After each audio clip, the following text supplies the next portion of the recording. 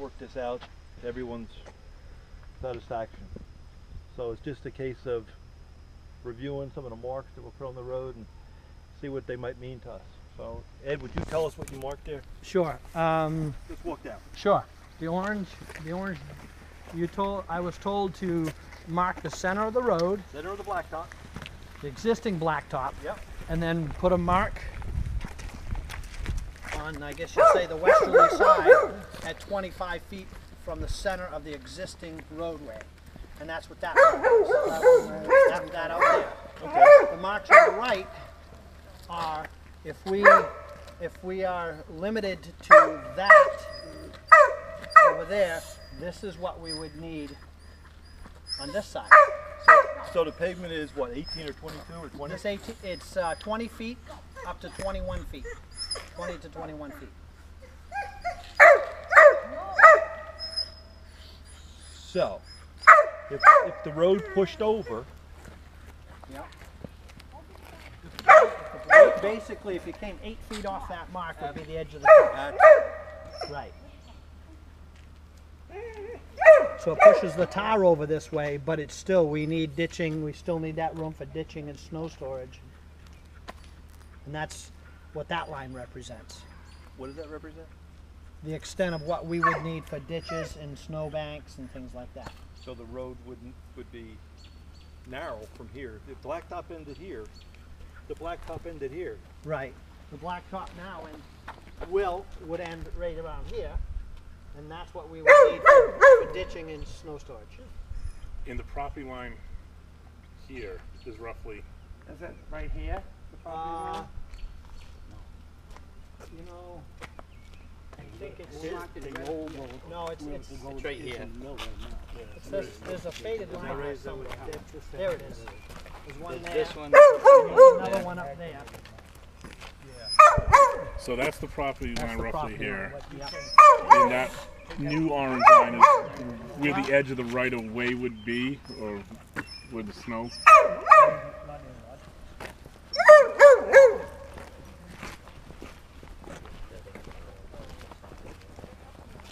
This is the I believe this is the property line. Yeah, see, so this isn't So it doesn't work. no. Okay. Well, that's what we needed to find out, if it would work. Because if you go by that formula, that puts the edge of the pavement right here. Yep. And that's probably how they come up with that suggestion. But they're not allowing for Ditching and snow. Yeah. pushing. Gets the pavement off, but it doesn't get us but it doesn't out solve the problem. So does 30 feet. Well, at that point you're back to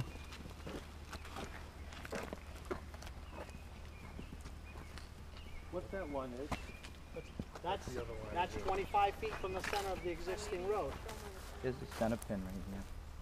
Yeah, that's the center pin of the right of way. Okay. And this line represents the 25 feet off the center of the existing road. Yep. And then that orange pin back there and that red metal pin back there represent the right of way. Yeah. Yeah. In my opinion, it doesn't work.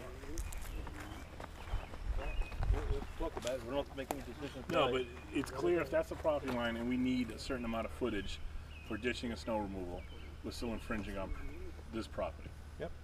Looks that way, doesn't it? Yes. Okay. That's all we wanted to do is look at that. You guys have any questions for us? That's okay. You don't have to How have a did this question. start? Was there not this whole thing start, but what did you This get a next sen- round this- of yes, lines? Yes. We were contacted by an attorney Right. suggesting that this compromise might work. Okay. So we came out to look at the Okay. compromise. Okay. There's question whether or not the way the deed is written is ambiguous enough to say that the paved road as it lays is the proper right-of-way and center mark. That ambiguity is disputable. I don't think it's clear, but I know it seems weird that you're saying it's not clear if it's ambiguous, but that is the contention, that the deed is ambiguous. So we needed to see if even if we allowed and conceded that ambiguity as being a relevant fact, would it have allowed for us to use that set to make this proper? But as now, again, it doesn't seem like it's really working. It was our understanding when the town acquired the road, and this is well before us, believe me. Right. It was dirt. It was a dirt road. See, I don't see any challenges to that, and that's It important. wasn't when I bought my house. No, but when the town It was years town. ago, when the town acquired it, and we can go back and look at the deed, it was a dirt road. So now the deed that the town received says as the road is laid out. Well, the point that Brian was trying to make is this is not the way the road was laid out when it was acquired by the town. It No, was, but those pins were how it was laid out. yes. Not only that, but the town accepted that road when they did that. Yes. Yeah. So it's actually the town's responsibility to fix it. And the road was skinnier too back then. Well, Yeah. could be. All you need is enough for a wagon. It was That's big enough about for a all you car to had. go by most of the time, So, even in the winter. so that was the discussion. It was the road paved when the town picked it up, and I understand it was not. No, because the town got it when the development was done. Yes. When the development was accepted, the town accepted the road. And then after that, at some date, it was paved by the town. Right. That was what I heard. So, that's the history on it. Okay? All right, we're going back to town hall to talk about other stuff. I guess about one of my questions would be is this the only lot that's affected? Is it a little further up? It is, but these two lots are the primary lots, right? Just a little, I understand just a little bit of the next lot. No, that's my lot. Just a little bit. But that doesn't make it clear, though. I mean, as far as you still have that problem. So are you going to touch that lot, or are you going to not touch that lot, or When we make that what happens if I make a stink, or the person on the other side of me makes a stink in 5 years from now? Fair question. Before we do anything, we will have plans for you folks to look at. Right. And with due notice that this is what the town recommends we do. Mhm. So we're going to give you notice. If we have to touch your property to move the road, we'll let you know. I don't think we've ever proposed touching their property. Okay. That's true. When You're right. you You're gotta right. mean- I'm Be not careful. saying you have, or No, but The word. You this know how day and things age, you gotta be work, though, careful how Eddie. you put things, The how word. you word things. Fair enough. 15 years ago, the selectmen said they weren't going to change the road. Yeah. But now they're all of a sudden planning on doing something. Yeah. But they weren't going to. Well, I mean, select boards change. Right, they do. And people, Yep. opinions change of what they want to do. Well, if you're gonna take the money to repave it, you may as well put it where it goes this I- shot, Well, I rather than agree wait with and do it after it's done, and then somebody comes in with more money than. Well, that's what I mean, I agree on that, Yeah. as far as that's concerned. Well, the last selectmen's meeting that Mark's lawyer was at, you guys talked about moving the road, but the money wasn't there to pave it now. You talked about paving it down the road. That's right. So That's is right. that still a or That's still correct. But I think we have to bring the issue to closure before we pave it, of course. right? So we've got some work to do to bring that to closure. Let everybody know what the town's going to propose, and then see where it goes from there. When was this meeting called? This meeting was posted on the website. It's just we're looking at some marks. There was a proposal by one of the attorneys to move the road 25 feet off the center line, and that's what we're looking at. When the attorneys? We were told, we met with our attorney, and that attorney was approached by another attorney with the suggestion that maybe we could live within an offset of 25 feet from the existing center line. What attorney was that? That was our lawyer, who was talking to a lawyer representing someone that lives here.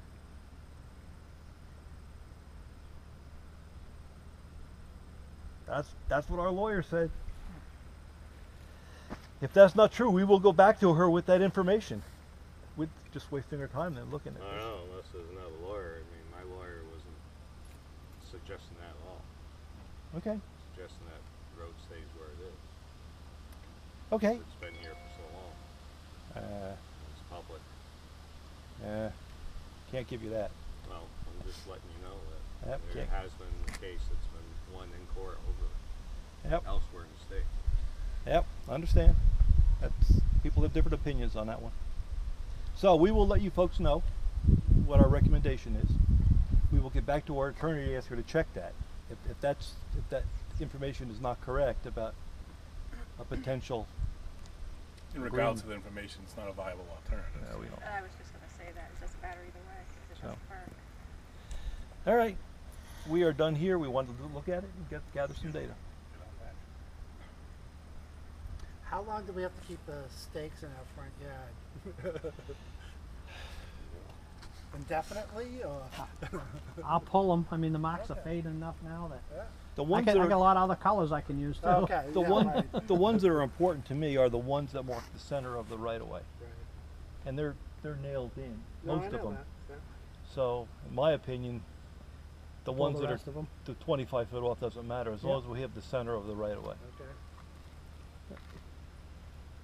And if anybody messes with them, it's a chargeable offense. That's right. That's right. So they well- need to stay right where they are. You mean, yeah, with The surveyor did. center lines, Yeah. because they're surveyed and the town paid to put them there, so Yep. no one should be pulling them out. Nope, And if I see somebody, I call the cops. definitely. Take Done a picture. deal. Take a picture. Take Yep. a picture, take your phone, take a picture. All right, folks, thank you. Okay, So good? we're gonna convene back at the town office. A pledge to the flag. Tom, are you up for it? Pledge allegiance to the flag of the United States of America and to the republic for which it stands, one nation, under God, indivisible, with liberty and justice for all. I apologize for the mix-up on my part, but I did go down and view the situation. So, I did see it. We have no scheduled speakers. Correspondence, we forgot this last one, let's do it now. Oh, yes. This is to reappoint or appoint two folks to the Stratford Regional Transportation Planning Subcommittee. It's called the Stratford Metropolitan Planning Organization Technical Advisory Committee. What's the acronym for that? Done and then to TAC. And we, do you want to talk to it, or should I do our appointment? Okay. We've got two volunteers in town. Ed Comeau agreed to be the primary. Rick Surratt is the alternate. Jim Freeman couldn't do it. He has conflicting schedules today. So, do we hear a motion to appoint? Sure, make a motion. I'll second. Okay. Any discussion? Well, I just would like to add a little blurb of what it does. I'm also on the Stratford Regional Planning Commission Policy Committee and also on the TAC. Now, this is the 10-year project for the transportation of the state. In this region, the Stratford region, what the TAC does is it reviews changes to this. Let's just say if a bridge that was being replaced, that they found it to be more expensive and the budget had to be raised. The Technical Advisory Committee would review that, and then they would advise the Policy Committee, which is the SMPO Policy Committee, if they advise that it should go through or not, and that's what the Technical Advisory Commission does. Okay, thank you. We have a motion? I already seconded it. Yep. All in favor? Aye. Aye. Aye. Okay, thank you, guys. Jessica, when you have a chance, the back of this form has to be.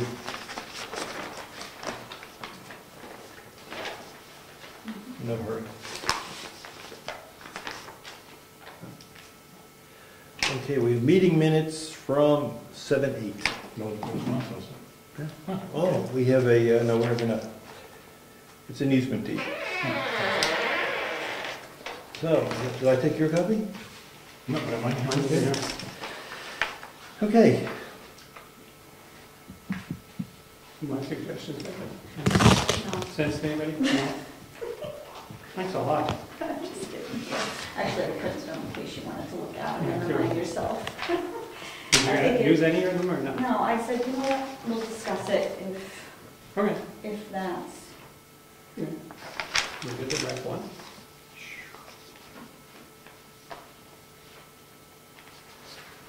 I think that sense, yeah. James.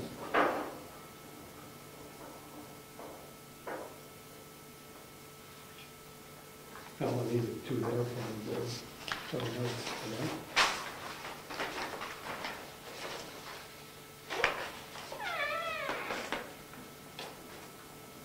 Question on the paving situation. I know we discussed who rents what and all that. good Yes, stuff. yes. Okay. On here, one of the things I questioned was the shoulder machine, or whatever the heck it is. Shouldering machine, Yes. okay. We discussed it, that I can't, Well, we had two issues. We're talking to the lawyer about how to do that. right. This issue, I believe the town rented it. So we rented it for the, my concern, and I could not remember, and that's why I questioned it, was, in hindsight, why didn't the contractor just, who was delivering the fill, rent it and we just paid him? Well, let me say it differently. It was part of the contract with that paving company. That we paid for it? That we, no. When we got a contract with those folks to pave the road, as part of that contract that we signed, this could come under that. Okay, that's what I would have thought would have happened, but I didn't sure I read it that way. That's all. Let's see, where is it?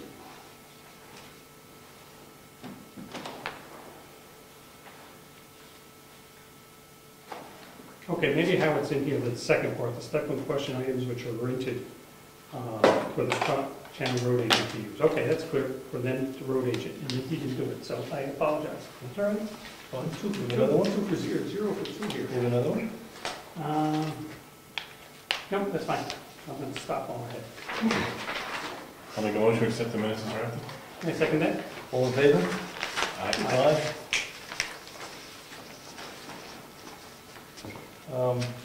I guess to elaborate on what we were just discussing, there was a question whether it makes sense for the town to pay for equipment when a contractor, road agent, needs something specifically used for the town.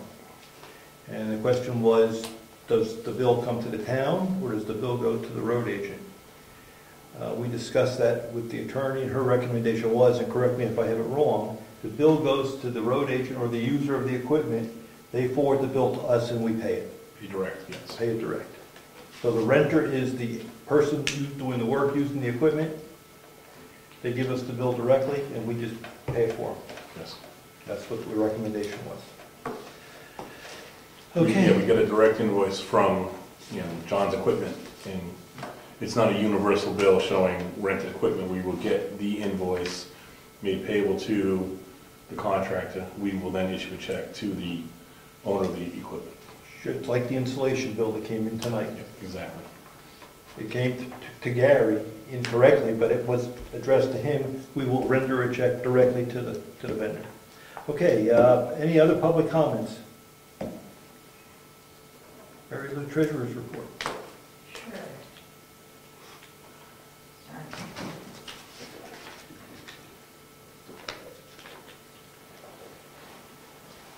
So, money in the bank. As of today, at Meredith Village Savings Bank in the checking account, we have $28,173.67. In the savings account, $287,888.35. What was that number? 287. Fine. I'm gonna give you the total. Thank you. $27,248.27. And in Profile Bank, we have $67,244.40 for a total of $410,554.69. 410,000. Yep. And this is part of our discussion that we had last time. That money has to last us to the next time we get income from taxes. We paid the big school bills already. We paid one big school bill. One I think big. there's a second one. That's large also. Yes. Okay, we're current with Wakefield. Yes. So we have $200,000 once we know what the school budget. Yeah. Okay. Okay. So just to let you know, all the quarterly taxes and the tax reports have been filed with both the federal and the state. I was unable to file with the state online this quarter, and so I mailed it to them. They can do it the old-fashioned way if I can. So, I thought at the last meeting you requested information on knowing if how we sit and how a bank reconciliation is done and how do you know if the book's balance and everything's kosher. So I've prepared just a short balance to the penny statement that shows the balance in the big accounts. So here's how we start. And I thought I'd just give you a brief overview of how I do this. So we start at last year and we go back to the reports that I did in the books. Because everybody's got to tie together. Everybody's got to be the same and the numbers have to be the same. So if you look at last year, page 51, Brian, you'll see that on the cash book accounts, I have Meredith Village Savings Bank. The checking account ended up the year with 447, 704.10. And that's where we start with the new year. So into this checking account, we've made deposits, and this only goes to June 30th, of $219,776.05. And that would be the taxes that we received? No, that's mostly, it was the taxes until like March, and then from April on, they were deposited in profile. So it's mostly either deposits I've made or Virginia's made at this point. I transferred in $46,994.46 from Profile Bank into the checking account. Right after the first of the year, I don't want to keep $400,000 sitting in a checking account not earning interest. So I transferred it to the Meredith Village Savings Bank savings account. And then in the transaction of daily business, we also have to transfer money back and forth. So back into this checking account came $550,000. So far, if you look at the report that I did for you last month, at the bottom, you'll see that we have spent on the budget $252,083. So that's what we've written checks out of. But remember, this is only the town's budget. It doesn't include the school. So the school, we've paid $580,022. That gives us an ending balance as of June 30th of $32,359.35. Can I ask a really basic question? Yeah. Our budget year goes January 1st to December 31st. Yes. I thought the tax, so, let me go this way. So on December 31st, last year, yeah, this includes the taxes that we received already? Yes, through December 31st. 4/14. Yes. I'm confused. If our budget runs January 1st to December 31st, yep. You send out tax bills twice a year. We should be broke on December 31st if we didn't have any income. We should use everything up except what was left. Well, we basically do. If you look at one of my other reports in here, it is a profit and loss report that says, it's back a couple pages. Here's what we did for the year.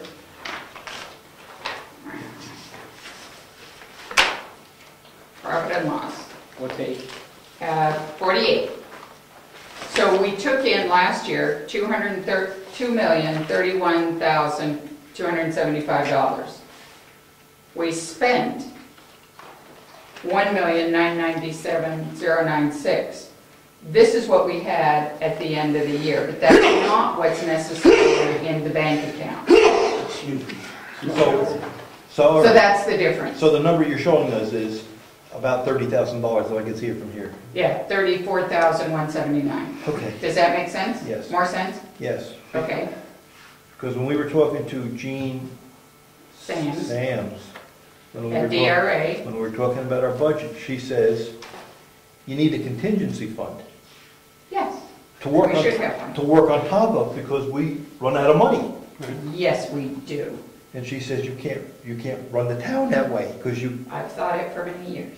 Well, now there's an RSA that allows you to generate a contingency trust fund. What? So maybe that should be on the warrant article next year, see if we can get start funding that, so we have some money to work with come December. If you don't spend it, you don't spend it, but it gives you that little buffer to work on. Okay, I'm sorry. That's okay. So then, Question follow-up, which goes along with what you said. On January 1st, yeah, what do we have in the bank? The 400 and... yes, absolutely. Okay. Because That was all accounted for. But that was the money coming in.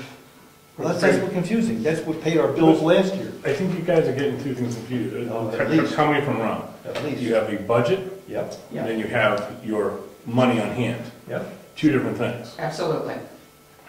This number doesn't need to match this number. No, but at the end of December 31st, we raised enough taxes to pay our expenses, which we have nothing left in the bank. At the end of the year, we exhausted our budget, leaving a surplus of $34,000. Yes. Yes. Which then gets rolled back in and helps reduce the tax rate. Yes. So starting in January, it's the $400,000 that we received in taxes to kick off the new year. Right. You gotta pay bills. Yeah. To continue to satisfy the budget that we have yet to form for the new year. So the money we collect during December, that's the money that... Funds the first 6 months of the year. Okay. We get a little bit in January, but we don't get a whole lot.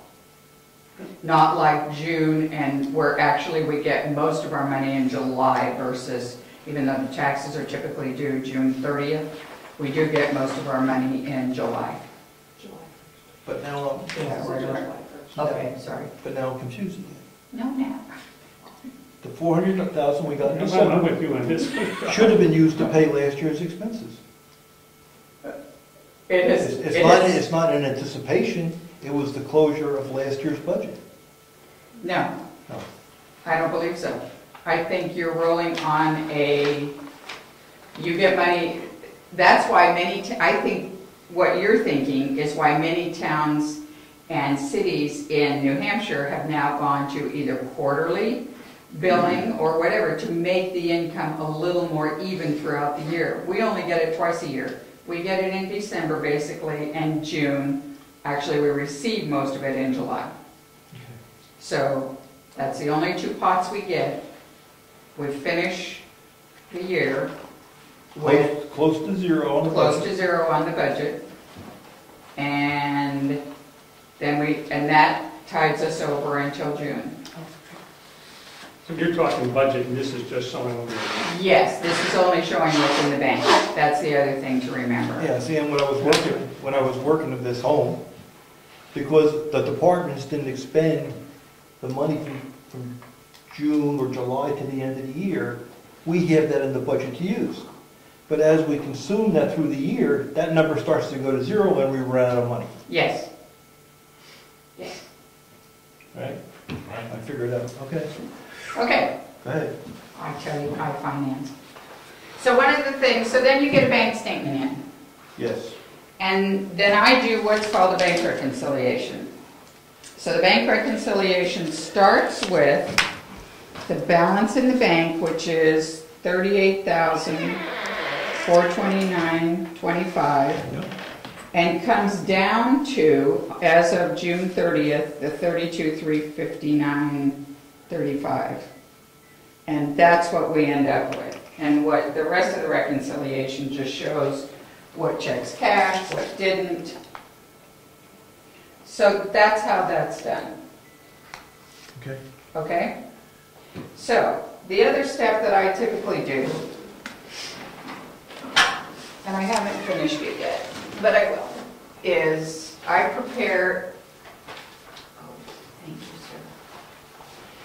I prepare each year what's called an audit notebook, so that when the auditors for the town, the people that come out to audit our town, we currently are not required by the state to have an independent auditor come out, but we do have to fill out a form for the auditors showing they've come out and done their due diligence. And they're elected people from the town. They're elected people from the town.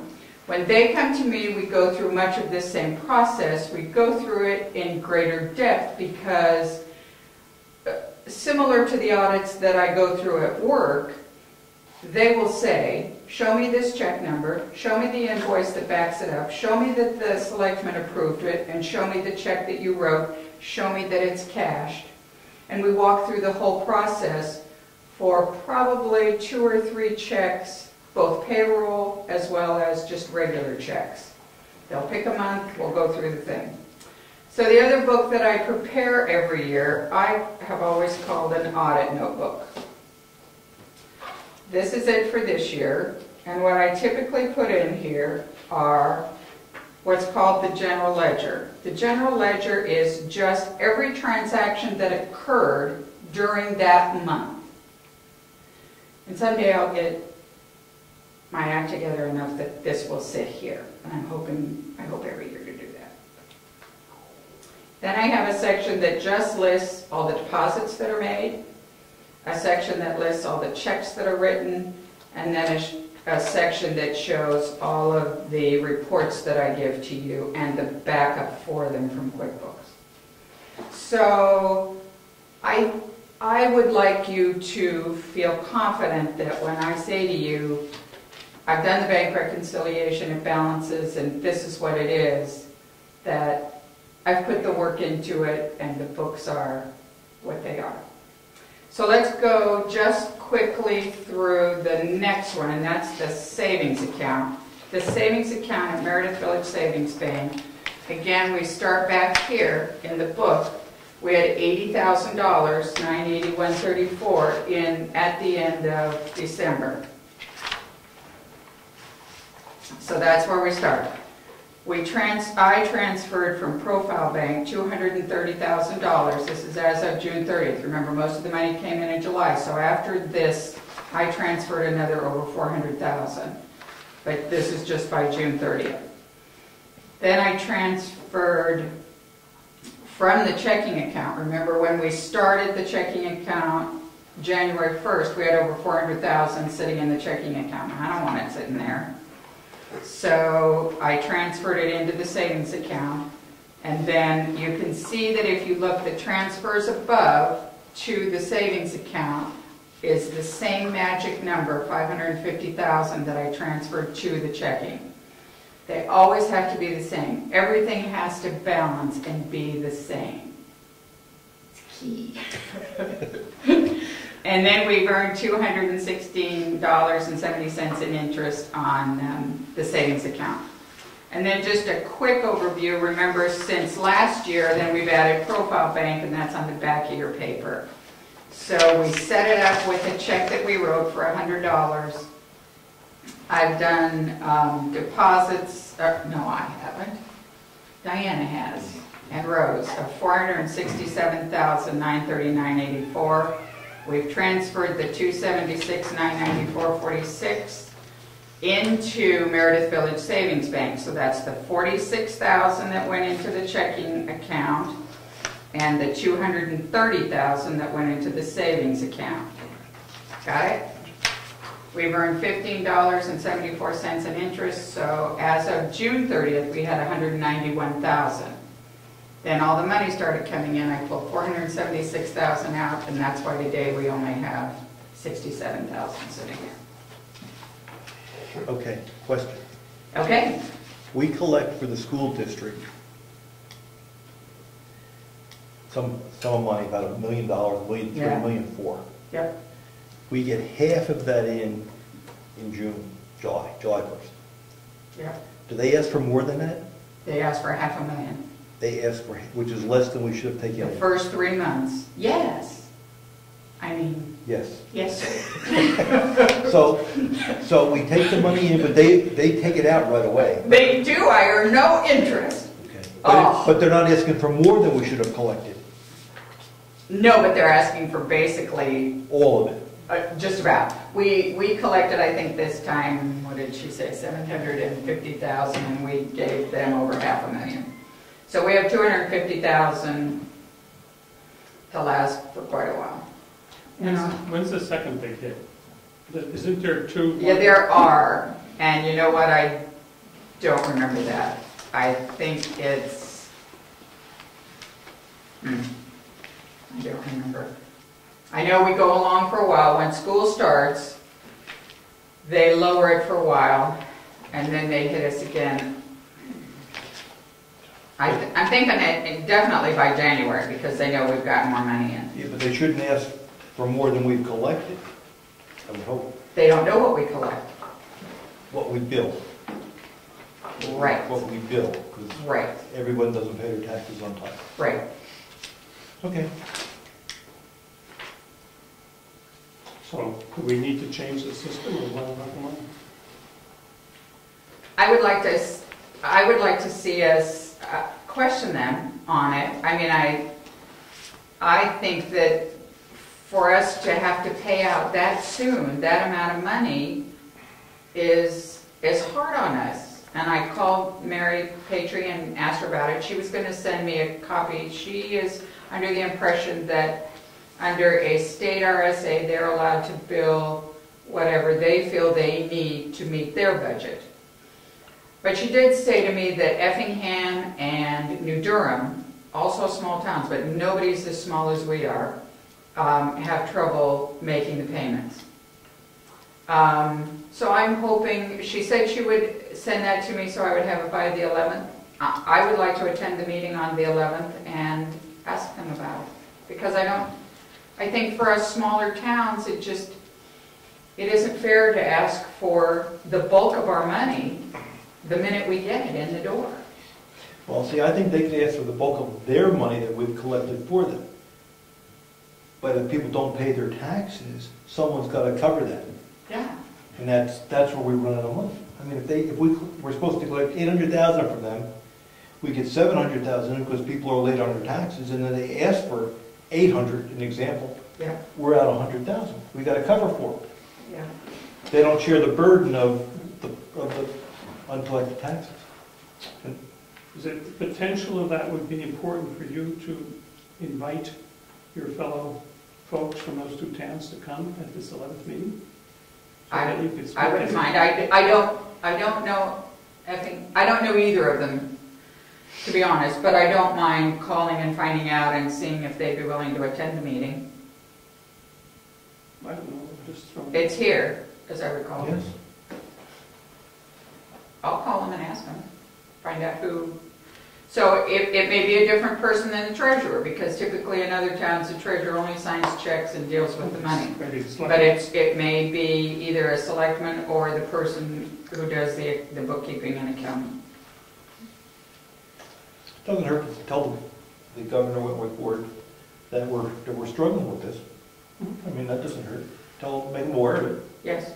She thought it was all put to bed at the last meeting that was held here, was her comment to me. And I said, It woke up. it wasn't put to bed. Okay. Thank you. Certainly. So, does that make sense? Yes. Okay. So now you've got it through June 30th, and you'll have it again at the end of the year. Thank you. Certainly. And we'll do bills later. And checks. Yep. If you want this. You can copy it if you want, I'll post it on. That's what we were referring to. Okay.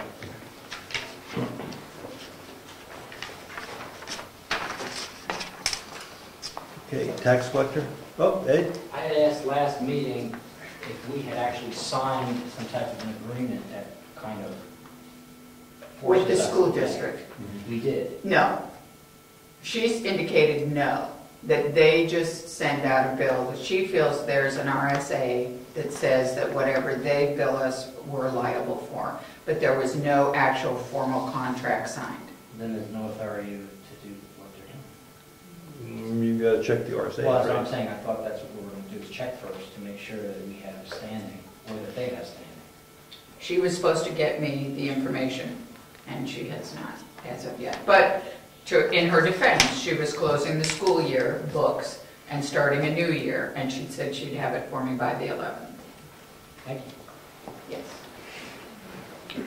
Anything from the tax collector? Jessica? The only thing I have right now is a warrant to collect timber tax. So if you could sign the first and the second page. Yes. And an abatement check too? Well, someone forgot to do it. Oh. So You'll I have thought- it tomorrow. I don't have the amounts to put on it, so I don't know if you want to wait until we have the amounts to do the abatement, so. Sign the front, we sign the front and then. First and second page, yeah. See it. And then just a reminder that the office will be closed on Thursday and then next week. The assessing Oh, that's on the office second will be sheet. closed and code enforcement, unless somebody comes in for a little while. It's all posted. And that's it.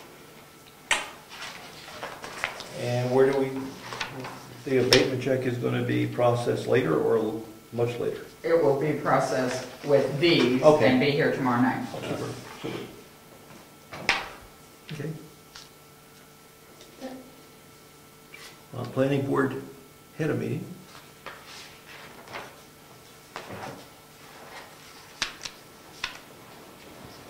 The June 17th, 2014 planning board meeting, we met and we discussed several items. One was a discussion of the upcoming Brookfield Land Acquisition Committee, discussing the possible, not possible purchase, but looking at the idea of possibly purchasing a lot of land in town for public use. We also went through and accepted our rules of procedure changes, which are how members that resign are handled. It's now going to read, when a member position becomes vacant, the chair shall announce the vacancy during a meeting. The vacancy shall not be filled until the next regularly scheduled meeting of the planning board following the announcement. And we also added an appendix S on the back of the rules of procedure, which is to verify the minutes being forwarded properly to the archivist. And we also removed some items, removed some SRPC references that are not required by the statute. We removed them just to clean up the document. If you wanted to add some more about the upcoming land acquisition committee. We're meeting on August 5th at 7 here. It's a public meeting, everyone's invited. And we posted on the website the master plan and the addendum that Richard Peckham issued. I should send mail out to that committee, let them know they can read it online, the master plan. Oh, we also received, did we receive one department back with CIP? Oh, yes. Was it just one or several? We're supposed to kind of mention that. Yeah, I've got it. We are looking, the planning board requested information for a capital improvement plan. They sent a letter to all departments asking for feedback as to what your expenditures might be. They're asking if you have no plans or you don't see any expenditures coming, that you respond with a no expenditures planned type of feedback, so that they can put their plan together.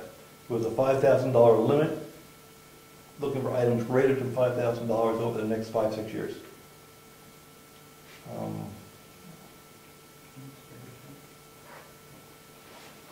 Did you guys meet on the zoning changes with the lawyer?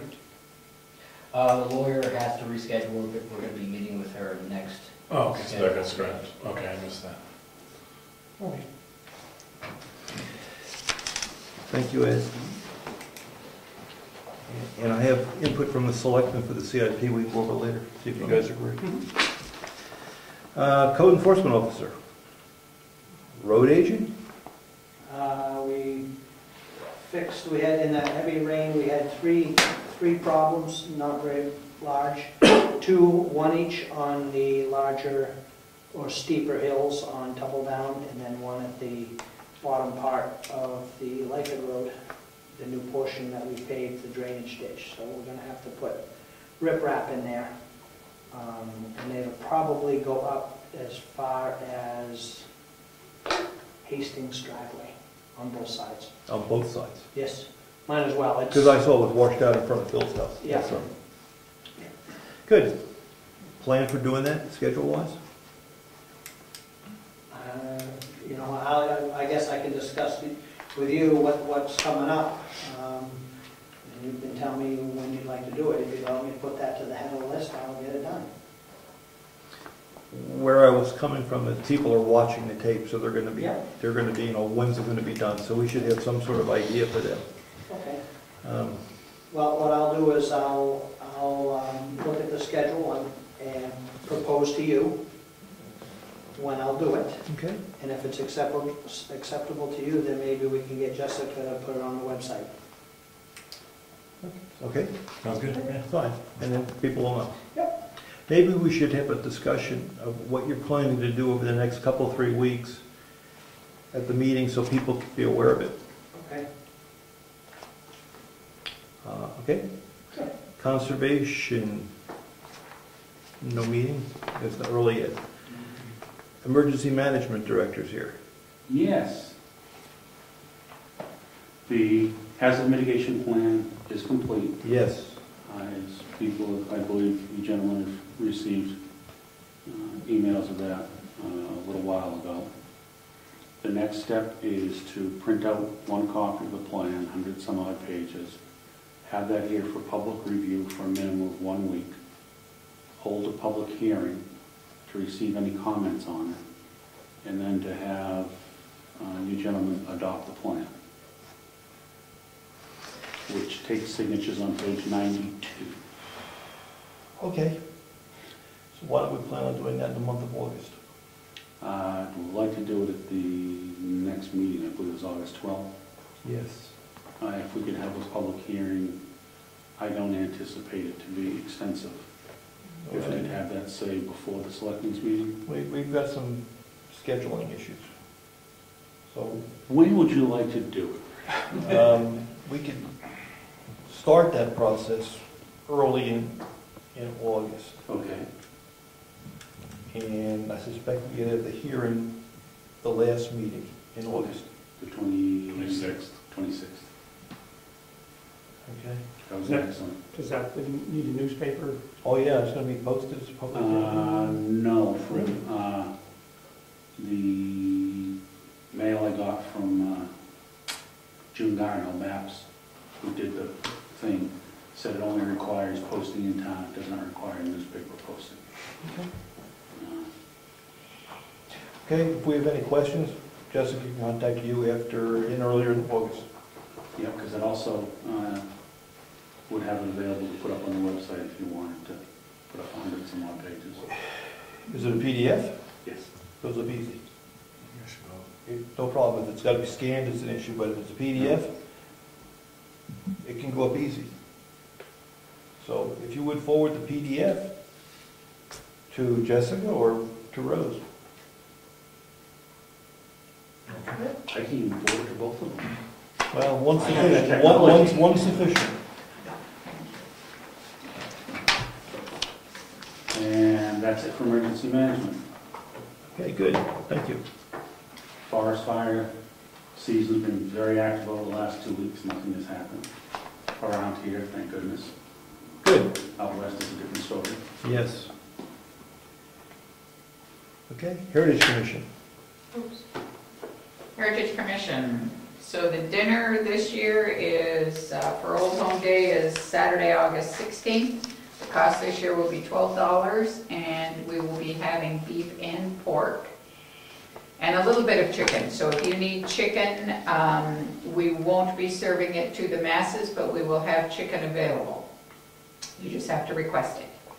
And we'll have the usual sides of salad, cornbread, beans, and homemade desserts, $12. And then at the end of the, about 6:30, we will have Moose Mountain String Band playing for your entertainment. And the dinner begins at what time? 5 to 7. 5 to 7. Can you repeat the date again? Saturday, August 16th, and it will be at the townhouse with the new bathroom. Some outdoor seating will be available too, for those who We hope want so. to be outside, for the community. Hope so. Oh, it's not big. Well, look at that. Okay, cemetery trustees did not. We had a brief meeting, cemetery trustees had a brief meeting. We took a look at some other land on Lightford Road, that at the corner of Lightford and Governors, to see if that might, old Governors. Real old. Oh, I'm sorry, you're right, the other end, the real old Governors, the dirt road. Class 6.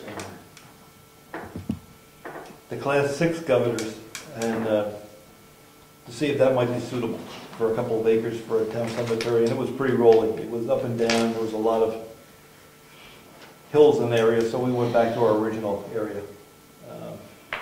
Craig Evans is pulling together the next meeting to talk about, actually laying out where the proposed area might be. What were the results of the soil? They got on that? The map says that the soil over there is consistent. In other words, what we saw when it dug the test pit, it runs through that whole area. It's defined as valuable for local farmers. Rocky. Rocky. That's what we saw, rocky. Okay, that's what I remember on that one. Town clerk's not here. Other boards or committees? Are you going to deal with her computer?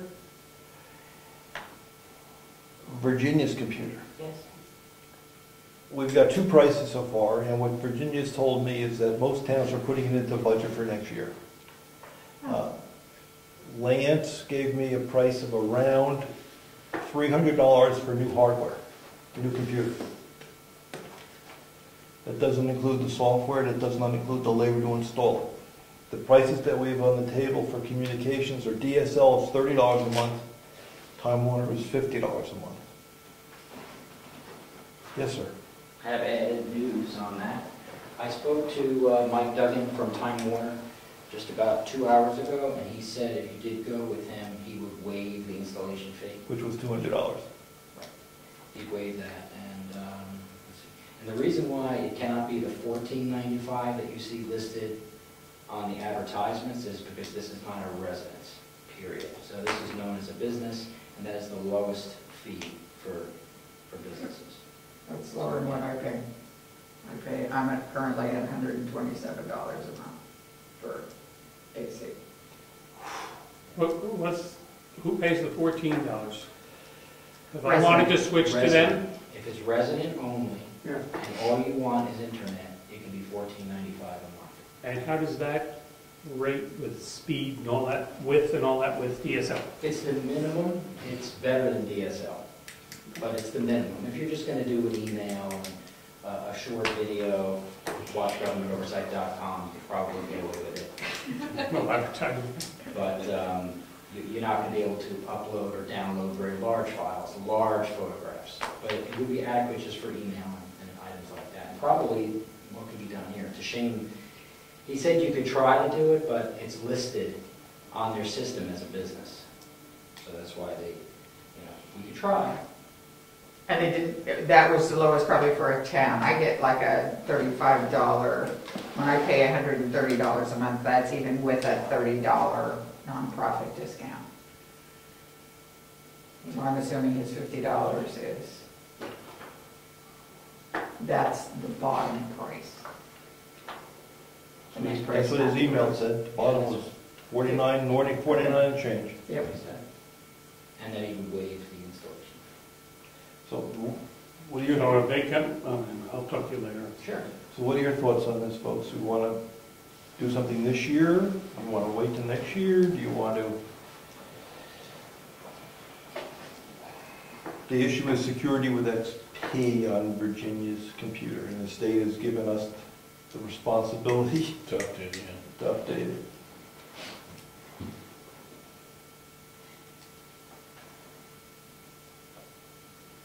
I guess I'd like to look at what we spent on computers so far this year. Do you have it? 20 cents, 20?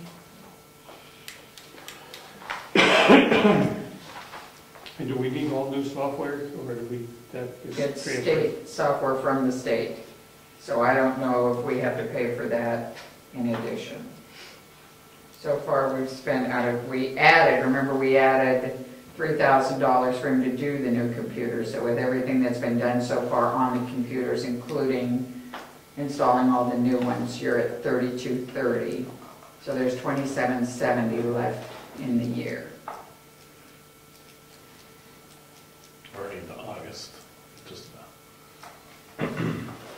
Yeah, I don't think he'd use it. That's nice of me, isn't it? So barring any problems, we're basically new across the board. Shouldn't have any more major snags, knock on wood. Wouldn't make sense to do this now since we have money in the budget. You'll say for next year? Or do we do it? Well, the thing will be, how much of the software is free and how much we have to buy? Is the state providing it free to us? I doubt.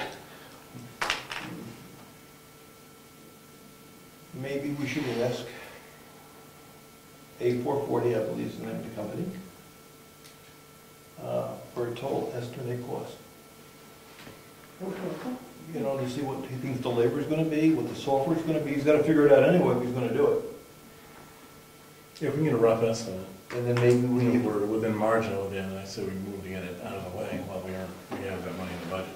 So he gave me the price on the computer, $300. But we've always known the computer's the cheap part. Yeah. So, could we make a request, Mary Lou, through you? Sure. Just a ballpark number. What are we looking at? I know we need VPN. Yep. Do we have to buy VPN? I don't know. So, And this computer is strictly for registering cars. Mm-hmm. I was thinking some of the other software we bought.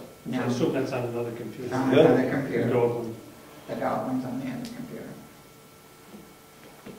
well, that's a good question. We And don't you have- just asked. That was, if we own this computer, what else can we put on it? Given it's our computer now, so that would be for Lance, right? When it was DMV, they didn't want anything on it.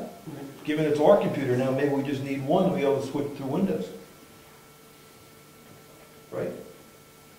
And what software does the Windows one have, or the dog one? Is that still, is it XP or? I don't, it shouldn't be XP. I mean, it's the one that we have on the dog. Is that a newer version? Yes, newer computer. So maybe we don't have to. We can just we already own the computer. I'll ask him to look into it and get back to you. Thank you. Given that we own it, maybe we can put more on it. Right. Good. Thank you. Yeah. But what about do we want to make a decision on the internet? Do we want to begin to move on Time Warner, or do we want to hold off on that for now? Whichever way we go on that, it's going to be 2 weeks to get it in, whether it's Fairpoint or Time Warner. Okay. So let's see if there's any cost implications. Okay. So, Okay, we've got a reminder. The school board meets here on 8/11. We have to talk about, we did the SRPC appointee. We wanted to talk about a second propane tank for the generator, given everything is going to be on propane now. Want to talk to that, Brian? no. In speaking with Brad, we currently have a 1,000-gallon LP tank out there. That's going to be heating this building. The new heat is running on LP. Our water's going to be running on LP. The generator runs on LP. In the event that let's say it's a cold month, we burn through a lot of our LP, and then we have a major power outage where we need to be running the generator on a continuous basis for multiple days. If we're at a half a tank to start, we might have a real issue of maintaining power and heat. Brad estimated roughly how much that generator is going to be pumping through, running to keep things up and going, and within days we would draw down those tanks too low to be comfortable. And if it's a big enough problem that we're without power or roads, we may not be able to get a delivery here in a quick hurry. So at that point, does it make sense to have a reserve, be it an extra 1,000-gallon tank that we would have always on hand, that would always be there for heat and to run that generator? Tank's not overly expensive at the 1,000-gallon rate. Putting 1,000 gallons of LP in is going to be expensive, but after that one-time hit, we won't be drawing down 2,000 gallons. We'll be doing a normal routine. Can they do an automatic switch over thing, or it goes from one tank to the other? It must be able to. I would imagine that they're just tied in. No? Gary? The extra tank, are they gonna hook them up in tandem, or are they gonna service certain equipment with one? That's what Mary Lou was just asking, and that was a question. Oh, I did. No, she was kind of just asking, and I guess that's a good question. And is it possible to link them so they can work in tandem? I would imagine that's possible. I would rather do it so they work in tandem, because in the event that there's an LP shortage, we can at least keep our heat going. You know, there's no reason to make that a designated propane, a designated generator tank. Excuse me? What are they charging for the tank? Brad, how much did you say what was the rough cost on that? I think we paid about $2,500. The tank was around, I think, 1,700. For 1,000? For 1,000. And the total installation, I thought, was around 2,500. That's a few years ago, so that was a few years ago, but I have the amount of hand. Most of the LP companies now, and I say this with pretty strong affirmation, are not charging at all for the burial tank. No money. And they all have an amortization schedule over a period of time. I've had a dozen of them installed in the past 2 years. 500 to 1,000 gallon, no charge. What happens if you, and no guaranteed contract either, and all the companies have come together and agreed to buy the other company's amortization schedule if you switch user or supplier. So, I don't know, who do we use? We're with White Mountain, right? Okay. Rhymes has put 7 tanks in for me, some 1,000, some 500 gallon. No charge whatsoever. The only thing they charge for is the special piece of pipe that costs a certain amount of money that the state has required now, or the building codes. You used to be, you could just run a line up out of the ground into the tank, no more.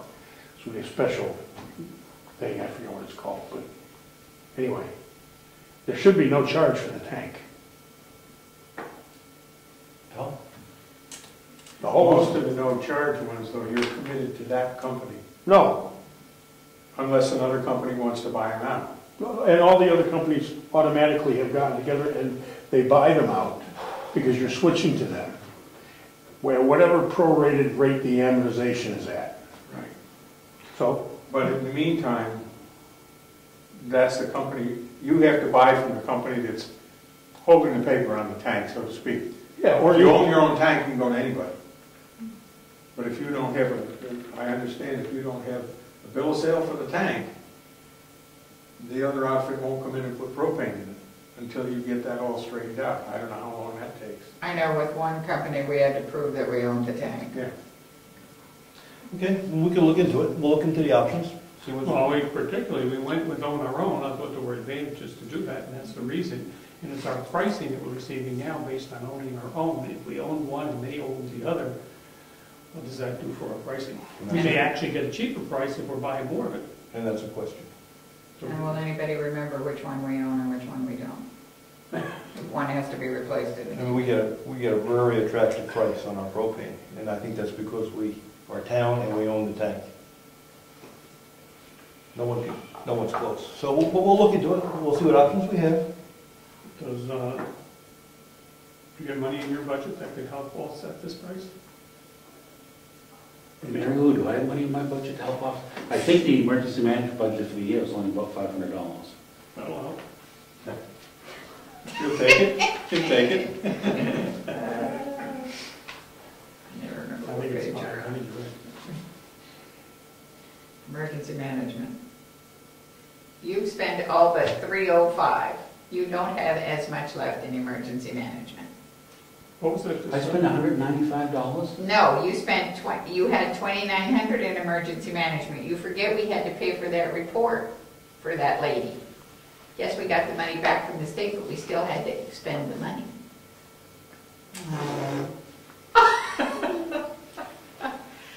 Now, in your forestry,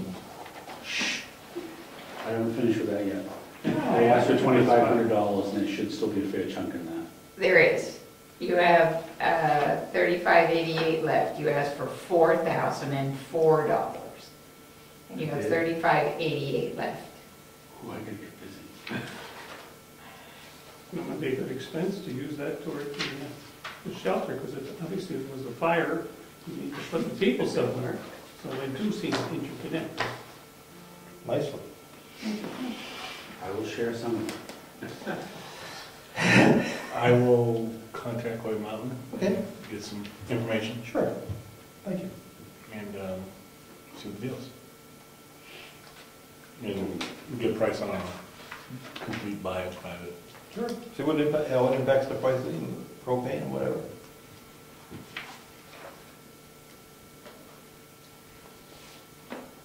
Okay, the other thing we had on the table is a piece of wood.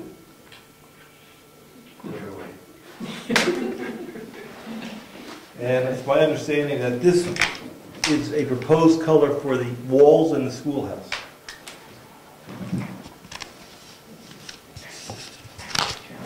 Oh, It's not eggshell. nice. Want to touch that? Nice. Mary Lou, look at that too. Wait a minute. We're gonna paint the trim, I presume, white. So hold a piece of white paper against it, you'll see the contrast, I guess. And the floor? Dark brown, deck paint, high traffic deck paint. It's better looking than the gray. And the plumber's over there working now, putting the heater in, and you're over there working now? Putting sheetrock? Yeah, we have the floor tile set today. We're gonna grout it tomorrow, and Ron's gonna come back the following day to install the fixtures. In the bathroom, you've got the tiles down there, you've got it grouted, the sheetrock's up, it's grouted? No, the tile has to be grouted. I'm sorry. Tile. The sheetrock is up, I changed it. The sheetrock's up on Yep. the walls. That's been taped and, It's been primed. I'm donating beadboard, wainscoting in the bathroom. okay, thank you. Isn't that? Well, that's all right, I'm gonna do that, and then because I wanna put it in before the sink and the toilet go in. Otherwise, it's such a chore. So, we'll have that ready by the weekend, pretty much. It's going. Huh? Yeah, I say it's going fast now. Yeah, yeah. Ron, the plumber, the propane company is coming Tuesday morning to put the regulator on and then fire the equipment up. Yep. And I think at that point, it's operational. Pretty much. And lights. Don't know about lights. We have a lot of stuff to do beside that in there, You got trim to put, a lot of trim to put up. Yeah, and the doorway has to be cut open, and the new door installed, and that kind of thing. But there is enough, the electric will be able to run the furnace to heat the hot water. Hot water heater, yeah. Okay. Oh, yeah, he installed that today. Oh, cool. Good. It's a little thing. So the question is the paint color. Seems to be a general agreement. That's good. Is that easy washable, or do you need washable or non-washable? I mean, do they- That's an eggshell, which is scrubbable, as opposed to a flat, which is not. And it doesn't retain the dirt as bad. A flat wood is porous, and you can't really clean it, you gotta just paint it. That's eggshell. Works for me. Okay, you heard it. It's a go. Thank you. The ceiling, of course, will be white. Correct. Yeah. Yeah. Now, a topic that came up during the inspection this week were the chimneys. Remember the snow getting into chimneys and the leak on the roof? It was pointed out that there's some water coming in the chimneys up that we are no longer using. We've got a couple of holes, effectively we've got a couple of holes in the roof where water can come in and snow can come in. There's no longer any connection to the pipe down to a furnace. Well, it always came in.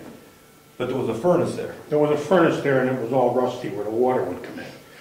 We discovered when we took everything apart and canned it. And then we forgot about it because there was nothing there.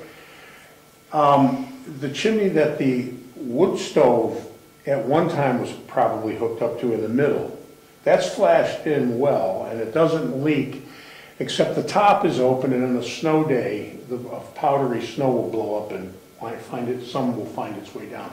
That's easily remedied by just taking a piece of tin and covering the top of that because it's not being used anymore. Down, the snow would come in and fall on our insulation.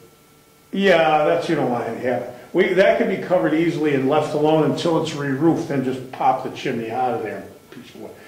The other thing, that big furnace majigger, when we get a real driving rain, and we didn't realize this either until the real driving rain last week, and a ton of water doesn't come in, but the stepladder just happened to be sitting there, and that little thing on the top of the stepladder where you can put your screws had water in it.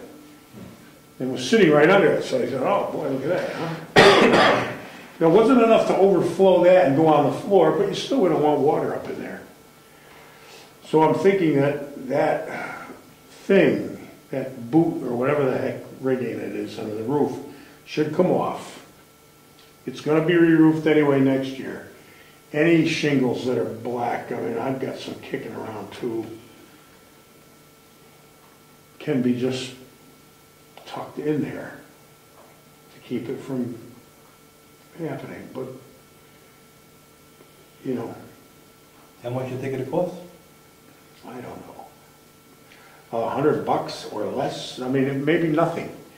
It depends. See, you don't have to take the boot off if there's a place to nail a piece of plywood.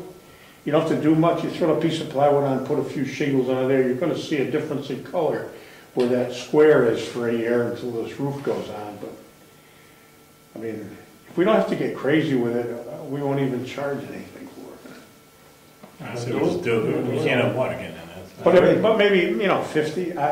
If we give it out to a sub, we'll get up there and do it, but if we give it out to a sub, they're going to want to come in. I don't do roofs anymore, but I'll see if will Eddie volunteer the backhoe for an hour or two? What we'll do is we'll put the bucket up and put the ladder in the bucket laying up the roof. No, time out, man. That's slightly against OSHA regulations, we'll just say. So why don't we think of a better way of getting up on the roof? Well, it's the safest way. It really is. You go up the ladder, but the bucket, instead of taking the ladder and getting a 50-foot ladder that runs way down to the ground, you want to lay it flat on the roof. It's a 12-inch pitch. It's very hard to walk. So you go up the ladder, which is laying flat on the roof. It's very nice if you have the backhoe bucket there to foot the ladder. That's my point. The person doesn't go up in the backhoe bucket. You just foot the ladder in the backhoe bucket so that you don't have to have an $800 ladder that gets off. I thought you were lifting people in the bucket. No. The guy goes up the ladder.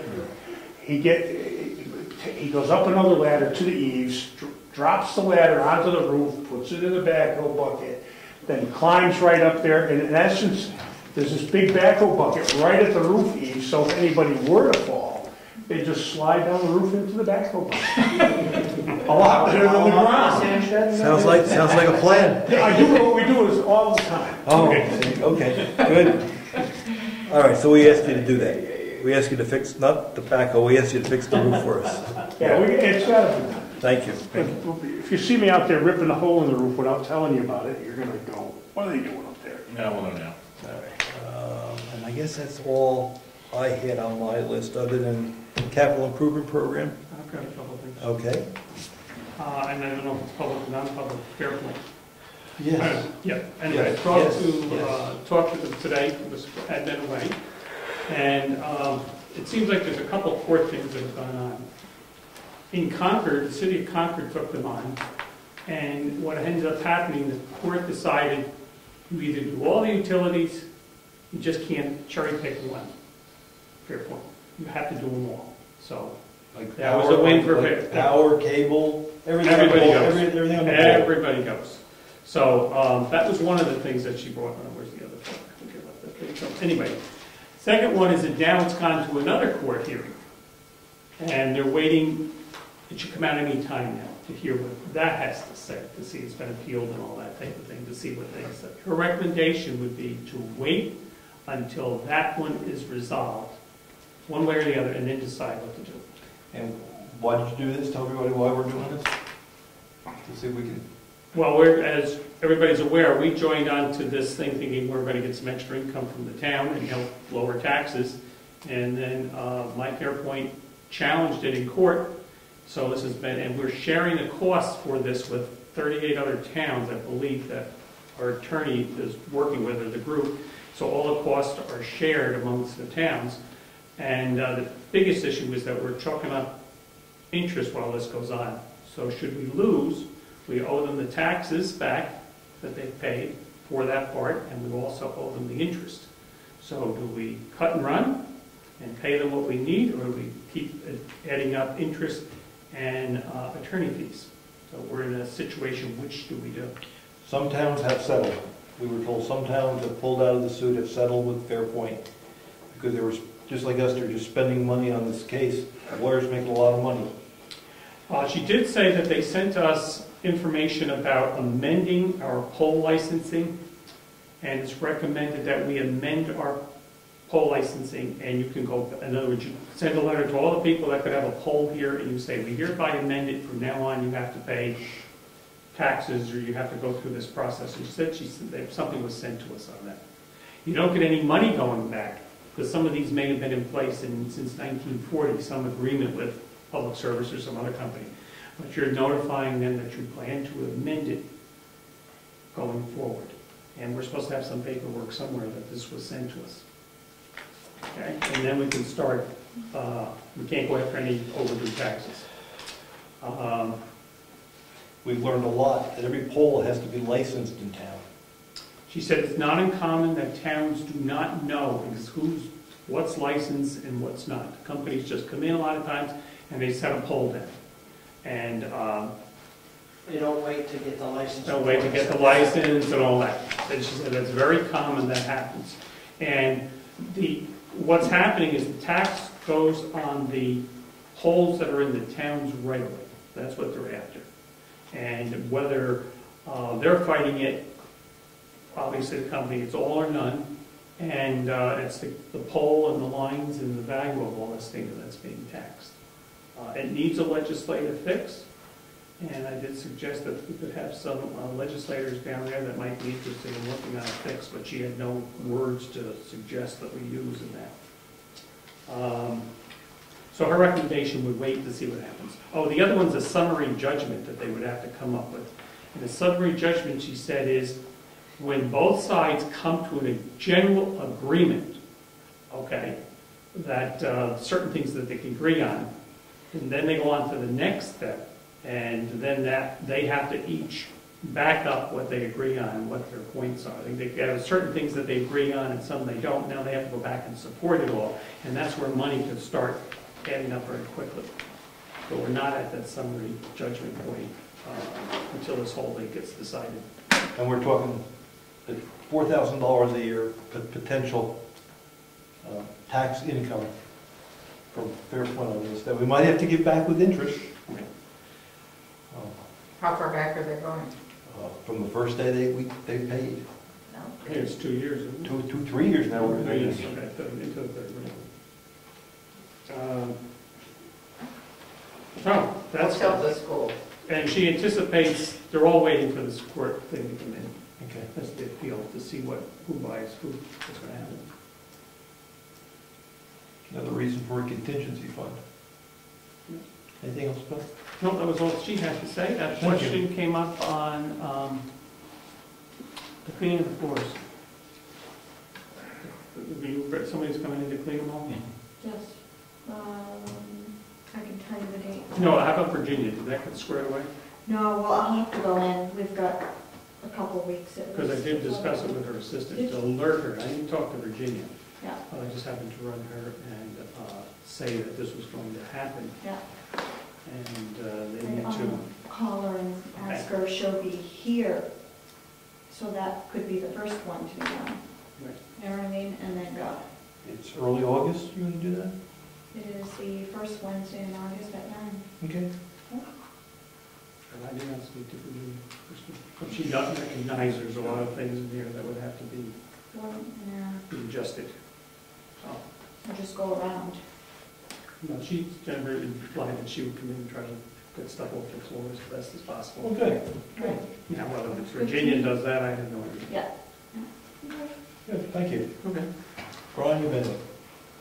No. Okay, I've got, let me just go over this, we're gonna go over the capital improvement plan input that I put together for the selectmen, for the building. And then we're gonna do some invoices and checks. That's what's left on the agenda. So I put three items together. The first one is restore the townhouse, and the project is to replace or repair existing facilities. I said professional services to give us a plan was $25,000. The construction was $400,000. So a total hit of $425,000 to do that work.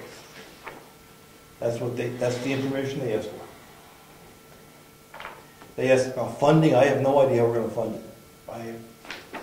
But I see that work coming at us. That's the form they asked us to fill in. I am thinking of, you're probably aware that the New Hampshire Preservation Alliance has a program called 7 to Save, in which 7 buildings per year are put on this list of 7 to Save in New Hampshire. I'm thinking of nominating the townhouse for that this year. It's a form I have to fill out in a whole big thing. It's not a grant application. It's just a form to say we feel this building is worth saving, and then that would probably bring on or make available to the town multiple grant opportunities. So it closes, I need to have it done by September 15th, and I'm out of town that day, so I'd have to have it done by the end of August. But I am thinking of trying to nominate that building. Since it is one of a kind in this area of that style building, the townhouse is, I think it's worthy to be nominated. And your work doesn't commit us to do anything other than see No. that? Okay. It doesn't commit us, well, it commits us to save it versus having it destroyed. Well, it seems to me if you fill in this request, Yeah. and they say yes or no, as long as we don't accept any money, we're not committed to anything. There's no money connected to it. These would have channel grants towards us for application. Do we have to go with a Cadillac plan, or do they say we will give you X amount and you... No, nobody's giving us anything. Okay. It's just step one to say, we want to save this building, we're looking to preserve it. But if we got past step one and the application was accepted as one of the buildings they're going to do. Yep. And they committed to help fund it, I assume? No, they do nothing. So we do everything from there. It's all it is saying to the state of New Hampshire that we have decided we really want to preserve this building.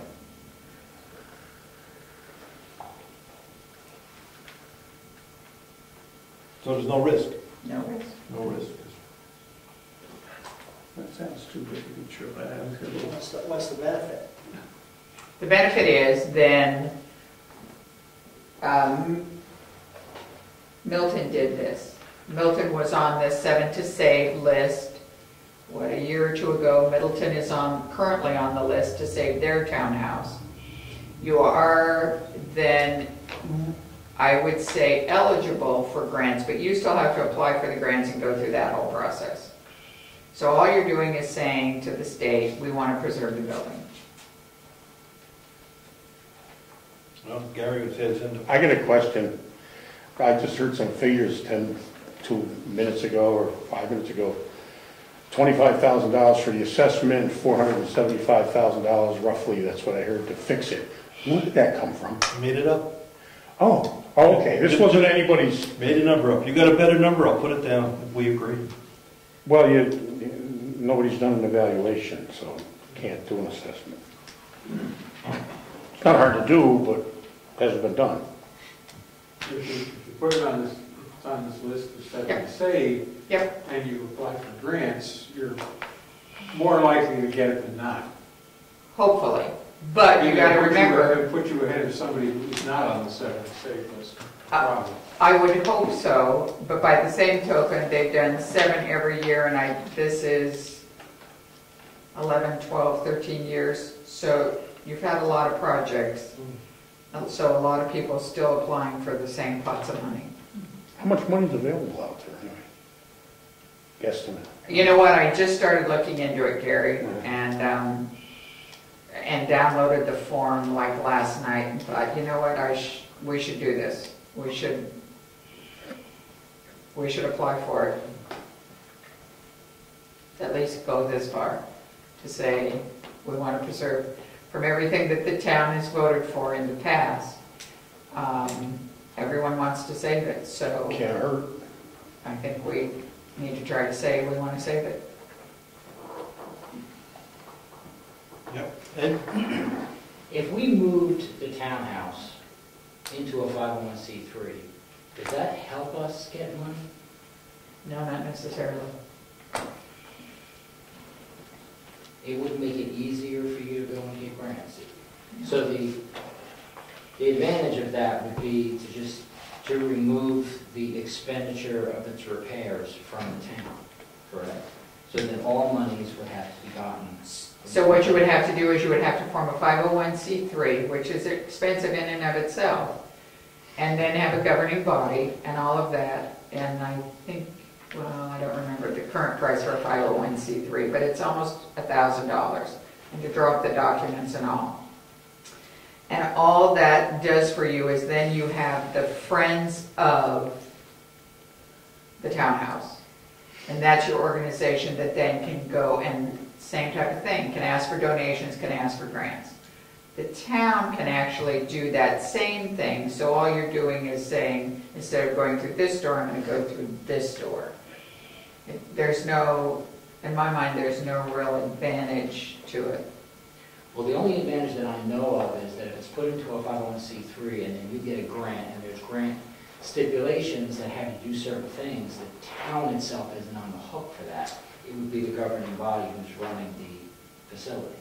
That's the only advantage. The only thing is you're not making the townhouse a governing body or anything. You are making it the friends of. So you see many friends of organizations, that's exactly what they are. They are the fundraising arm of the townhouse. And that's all they do, typically. So a couple weeks ago, Liz and I went to the Friends of the Madison Library held a barn tour. It was the Friends of the Library that hold it. And that's how they generate money for the library. So I haven't researched the details of it yet. So from your knowledge, it does not, the grant would not disconnect from the town's responsibility if it's in a 501c3, or we don't know that. No, I don't believe it would, but I don't know that for sure. Who controls the building? The 501c group or the town? I would think the town still has to maintain the building and the control of it. You would need to almost deed the building over to the 501c3 at that point, wouldn't you? They would control. Is it still deeded property that the town owns? Yeah. See, I think as a 501c3, you're only raising money, you're only friends of, and you're only raising money and donations, your tax shop, yes.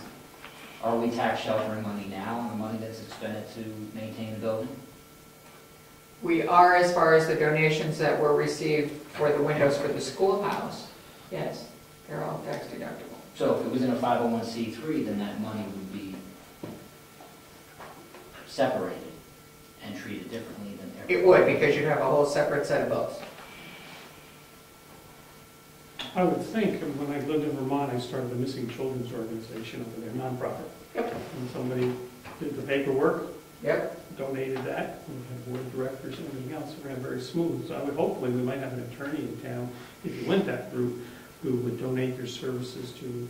However, it's become much more expensive and much more extensive than it used to be. I've applied for them as well for 2 different organizations. And, you know, you really need to do your homework on it. They expect a budget, they will only grant it to you for a certain amount of time, and then you have to prove yourself. And I can't imagine that it would be an organization, you know, you draw lines where, do I have to file a tax return now for this? Who's going to prepare the tax return? If it's under $25,000 a year you're receiving, you don't really have to file a tax return.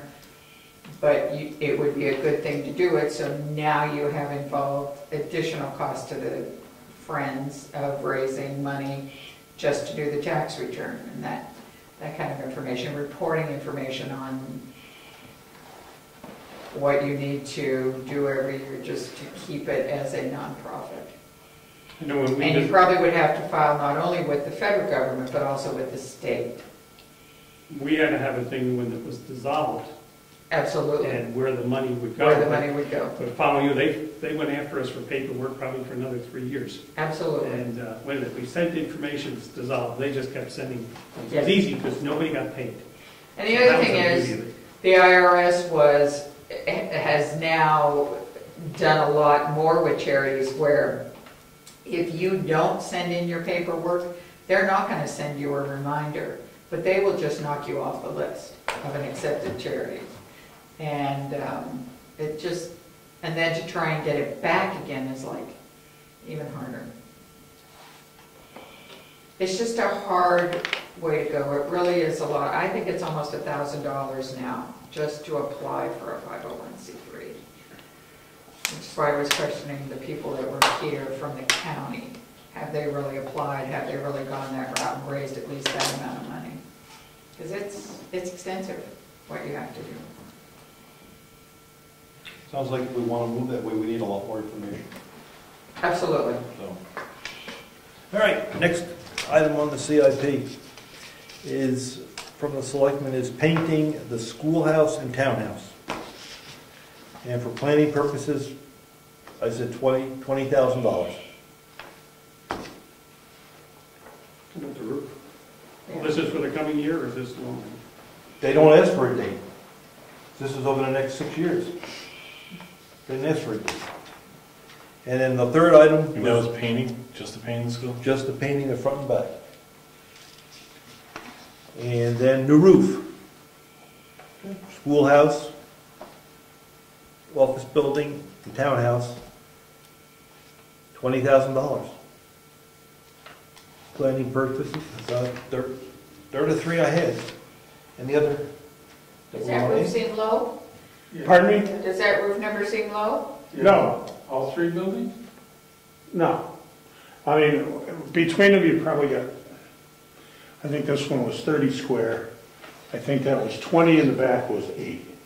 So it's about 60 square.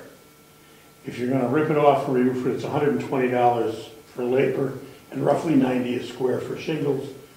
That's $210 times 60. And that's the going rate. That's what I'm paying. Okay.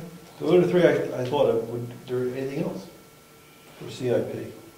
Input. Plus picture thing, I'm sorry. What? You're going to have to plus the picture thing. The bite thing, actually. Bite thing. Okay. But 20 is still coming up in the... It's just the planning number, right? Yeah, no, that 20 is a workable number. Does the cemetery need a capital improvement? We don't own land, we don't have a lot, but we know within the next 6 years we are gonna be buying it, making it suitable, fencing it, and all that good stuff. Fair enough. Fair enough. We should put that in. I'll put right one up. How much do you think we need? We would make it, what would we say, 1 acre is what we would start with? In Wolfboro, to take 2 acres from forest to grass came to $60,000. That's Wolfboro stumping it and, grading it. I was gonna say, I was thinking 20 grand, but Eddie, what do you think? I'll go with those ones. Yeah, good point. Sorry. It all depends on whether they haul away the stumps, whether they find some place to put them on site.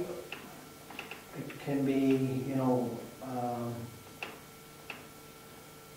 1 acre or 2 acres, would you say? We would start with 1.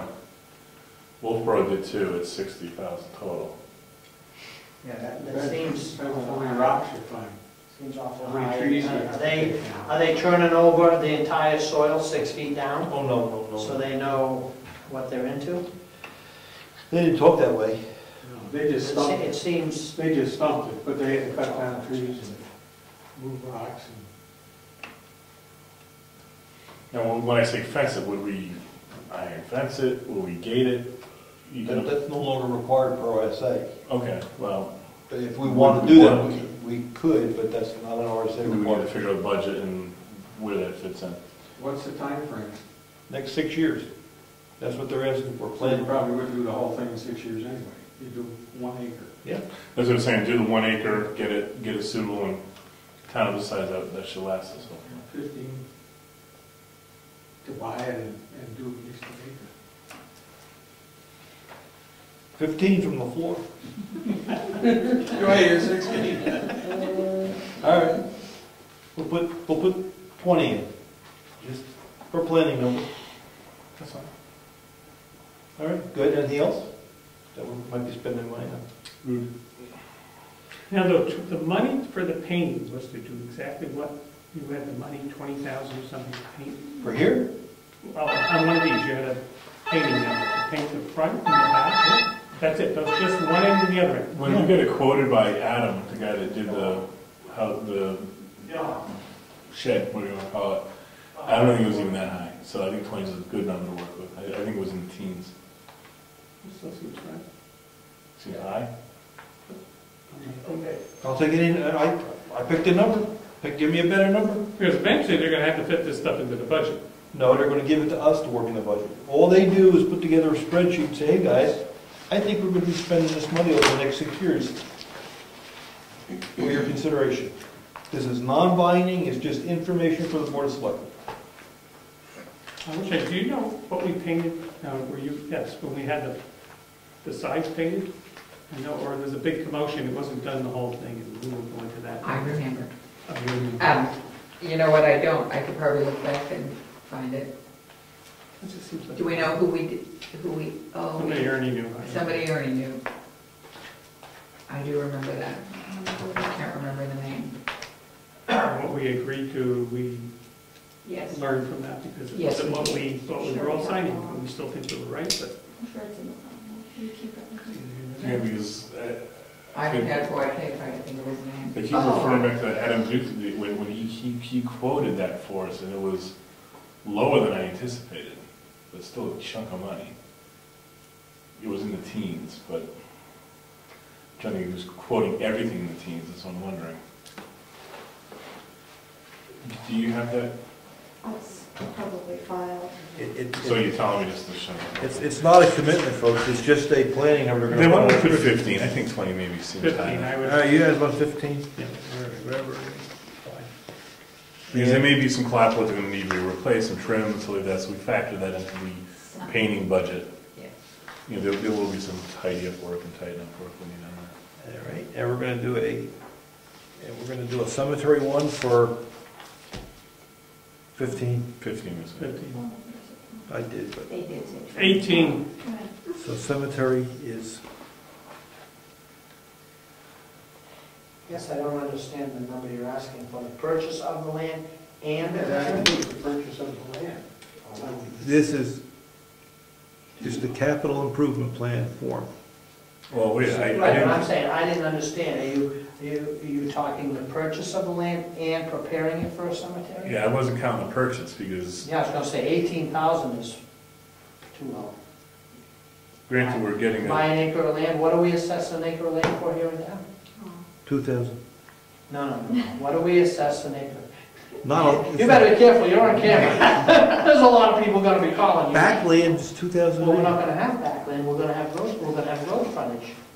Okay, so what number should I use? I don't, what is the This is- town? this- Well, we could save some money because we have one person that wants to donate land at a Reasonable price. reasonable price. So, I mean, we may save on that by donation of land. May. May. But for planning purposes, you probably ought to plan on 20,000 for the purchase law. yeah, I, see, when we get the number, I didn't think that included the purchase. I thought that was the capital improvement of the land. And you're probably $3,500 to have it stumped and cleared and stumped, and I have no clue what it's gonna cost to seed it and, harrow it out and seed it, so it's probably gonna be another $3 or $4 grand, So the number is? $30,000. Well, I would hope maybe somebody, Well, that's the hope, and that's what How much is a small crematory? What I would do, just the land, and do 1 acre. I thought, okay, anything else before we go on to paint colors? We did. It's easier than this. It's for $5,000 more, right? Yeah. Based on what this, We were gonna consider doing an automatic gate over at the salt shed. We're gonna talk about that in August. Okay, I'm just saying for capital, for the budget. that's what I Because I don't was think we're gonna be basing at that on. $5,000. No, we were talking about the salt shed out back here. That's on the agenda for August. Yeah, so remember? Open it up tonight. No. Oh, you wanna secure that? I want to secure the salt so people cannot take it and make it automatic, make it automatic open. Public usage salt would be back here. Yeah. Salt or sand? Sand, salt mixture. Thank you. I don't know, man. The stuff that you got over there. How much? Well, I don't think that gate would cost more than $5,000. I might buy a lot of salt. Okay, so now we have the cemetery, which is fine. And we'll give this to the folks. And you did the I road. know they had a date, August 14th, I believe. that's what I thought. Oh, yeah, we'll get it. I placed a couple phone calls, I just haven't heard back from people with numbers. Okay, and which one are you doing? Well, I was gonna get one, I can throw one away here. no, probably not. I was gonna look to replacing the copier and that kind of thing. And I also have a phone call in for a new phone system for next year's budget. But both of those are under 5,000. So, but I was just trying to get you magic numbers. Okay, Okay. thank you.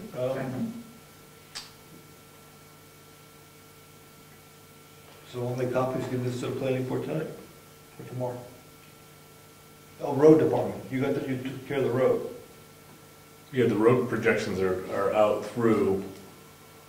They didn't have them the other night. 2019. I emailed them over there too. Okay. Or you emailed? Because I found the exact form and I emailed it. Yeah, I emailed it to Brad, Gary. Didn't you get the spreadsheet on the road projections? Did you give it to CIP? Did you give it to Red? I thought yeah, he was included on the email. All right, do you hear that? Hear that? Ed? I'm sorry, I was reading something. Ed, would it make sense for me to email you the road projections?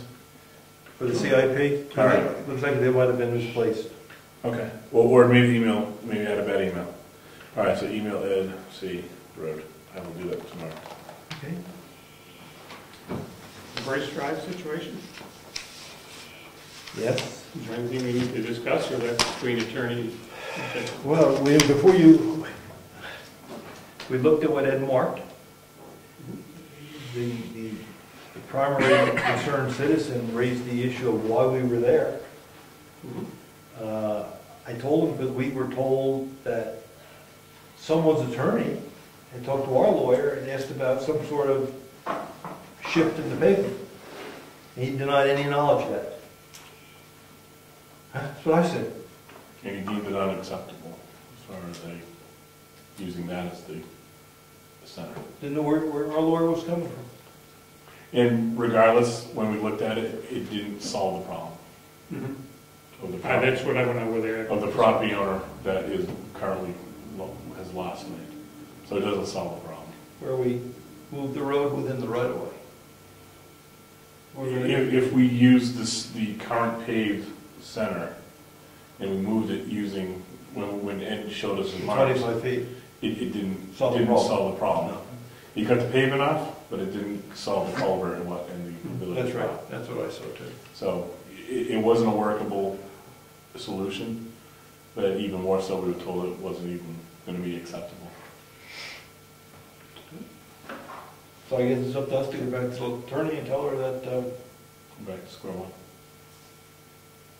Okay.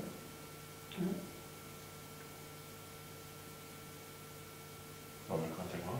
Well, I wonder whether we should have a non-public because sort of negotiations.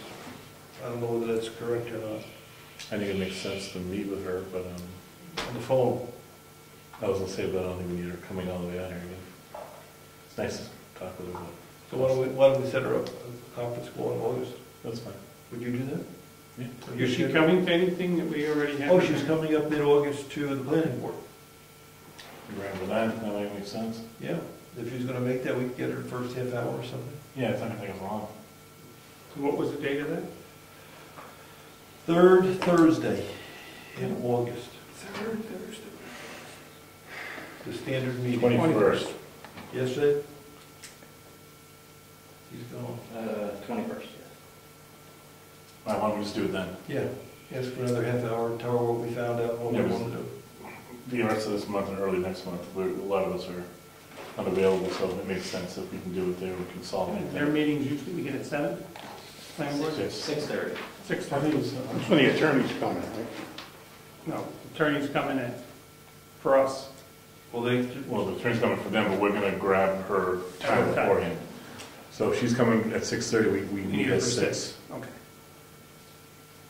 Do you want me to email her and ask her?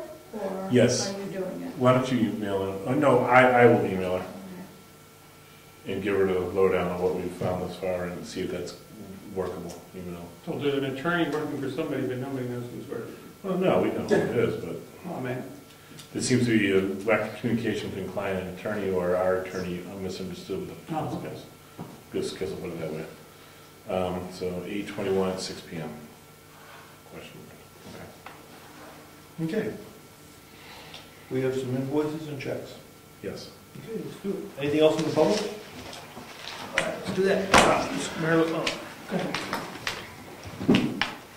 That's the one from, I'm supposed to give you that.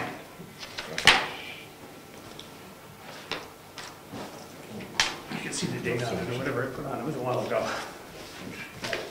Watch the game. You know what I mean? Yeah, in fact, I opened it. We can't pull up that website thing, I'm sorry. No, it's on the, listed on the town website. Oh, yeah. I still want to look at that. I'm mad at myself, because I've never, it's the first one I've missed like that. I was pissing people coming over here and saying, Yeah. here 12 years, and I probably have missed Yeah. 6 meetings in I 12 years. just pulled it up to show Ed too, so. Okay, which one we? It Is says this the last on one the back? said. This is new, yes. And the payment schedule. Yeah, it says 6 p.m. though. If you look at the back, it shows payment schedule. You never bring that. But I had this in my box. I was going to tell them. Verification for the completion of the installation of the windows, yeah. Right, and 4,500 upon work commencement, which really commenced 2 weeks ago. So the question Okay, is, so what do we owe this- her? This is the first payment due, and the rest of it, we're now paying up on the second payment. But you might. So please approve this as well, as sign it. Okay. No. I am asking you two gentlemen to, because So- Want to check? You want your check? Oh, No, yeah. no, you I'm gonna go back to the chair. Oh, yes, Oh, yeah, yeah, we knew what you meant. We knew what you meant. Person to talk to, just for I'm asking you, because my expenses are low this year, I'm asking you to pay for my notary. He's doing the bulk of the work.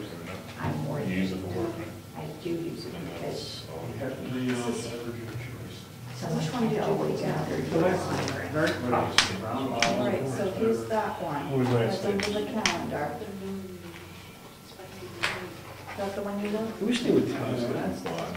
Did you request it? No. There was no time listed, it said a time. What's the draft here?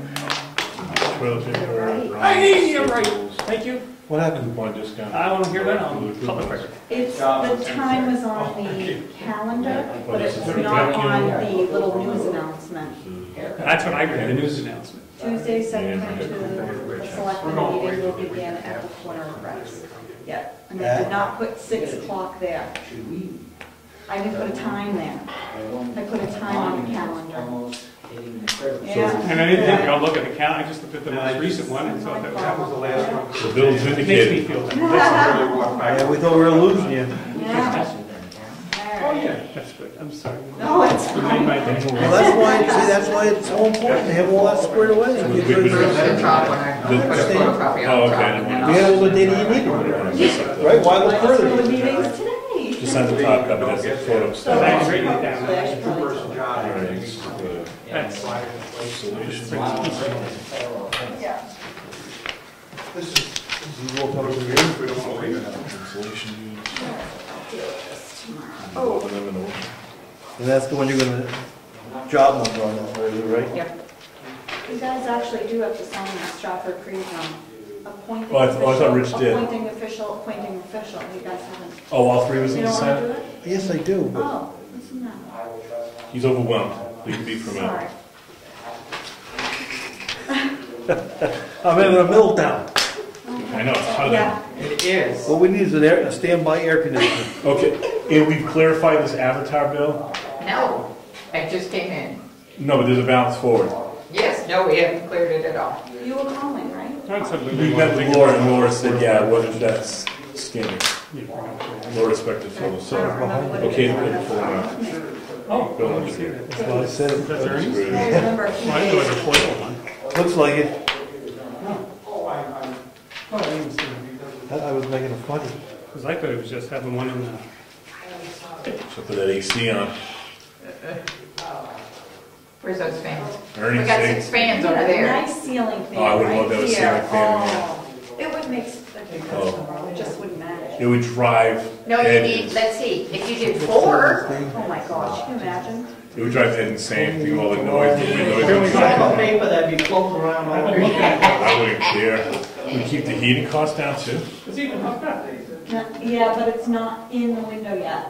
You get the slider window open and then put it down. We've easily done that. Ah, okay. what, is that the air conditioner? That's it. No way. Yeah, it's the kind that it sucks the air right in and So I was thinking it was putting a window up. I thought so too. So now you're willing to keep it? No, look where the water drains.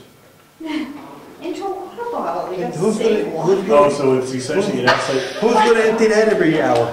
we better get a bigger container than that. Yeah, I would think so. We're gonna have an issue with the, Well, how long is the meeting? we'll just build the school board if they wreck our road.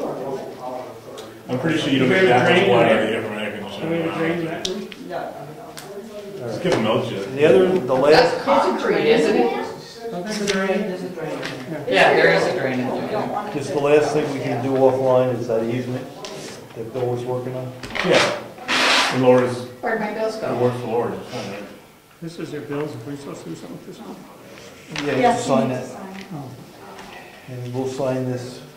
What do you want us to do with this? Just sign this to get it notarized? Yes. We have to do our part, where you guys sign it And notary. and notarize it. I forgot to ask me, was it bring a notice? Didn't you? I can take it home and drop it off.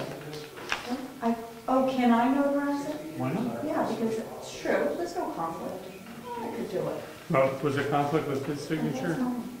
No, but if we should notarize something solely for me, there's a conflict, but notarizing it for all of us is not a problem.